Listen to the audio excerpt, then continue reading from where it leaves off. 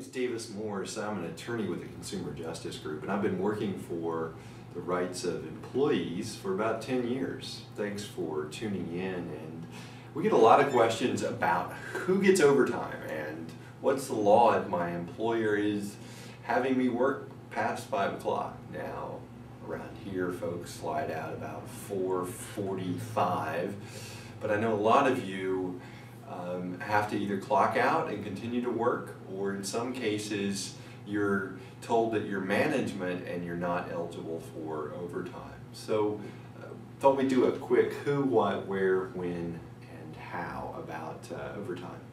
The who can be pretty easy. If you make under $24,000 a year and you're not a manager and you don't work in a hospital, then you're probably required to receive time and a half if you work more than 40 hours in a given week. Don't think that it's impossible to receive overtime if you make more than $24,000 or you aren't a manager.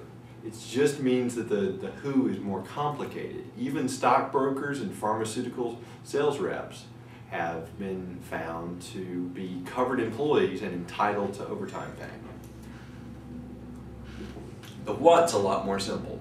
If you are a covered employee, you're entitled to paid time and a half, an equal amount of money damages, and your attorney's fees. So even if you haven't been cheated out of a lot of money, an attorney might still take on your case because there's the possibility that they'll get paid an hourly rate. The where.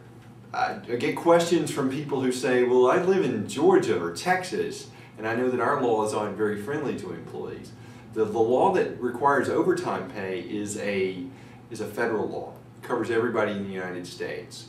It covers you whether you're on the job legally, whether you're on the job without documentation. It covers you whether you get paid in cash. The overtime rules apply to everybody. Yes, there are some states like California and Nevada that have different overtime rules. There are some states where it's a lot easier to be a member of a union like Michigan, but all the states are covered. The when has become really important. You gotta act fast. Now, you don't need to call a lawyer the minute that it's 5:06 and you didn't get paid for the last 6 minutes.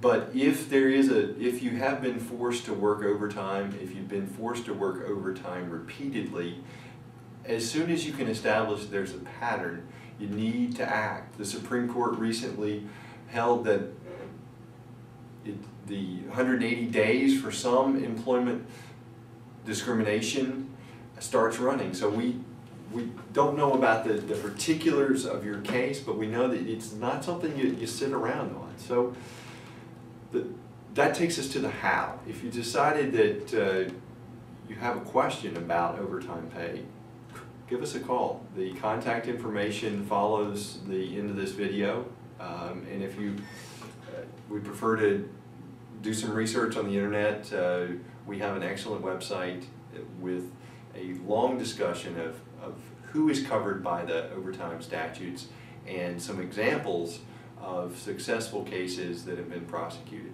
Thank you for watching. This is Davis Morse for the Consumer Justice Group.